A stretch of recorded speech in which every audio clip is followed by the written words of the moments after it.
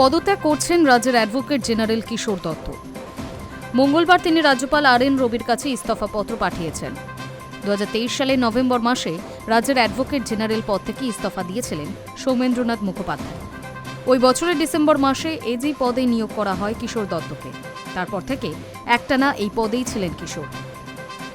পশ্চিমবঙ্গের বিধানসভা নির্বাচনে 206টি আসন পেয়ে জয়ী হয়েছে বিজেপি। 81টি আসন গিয়েছে তৃণমূলের ঝুলিতে। বাম জোট এবং কংগ্রেস 2টি করে আসন পেয়েছেন। সাধারণত সরকার বদলালে তার দৃষ্টিভঙ্গিও বদলে যায়। রাজ্যের যে মামলাগুলি আদালতে বিচারাধীন সেগুলির ক্ষেত্রে দৃষ্টিভঙ্গি বদলাতে পারে নতুন সরকার। তাছাড়া নতুন সরকারের নতুন নীতি থাকে, তা মেনে কাজ করতে হয় অ্যাডভোকেট জেনারেলকে। সেই যুক্তিতে বিধিবদ্ধ নিয়ম না থাকলেও সাধারণত সরকার বদলালে অ্যাডভোকেট জেনারেলরা পদত্যাগ করেন।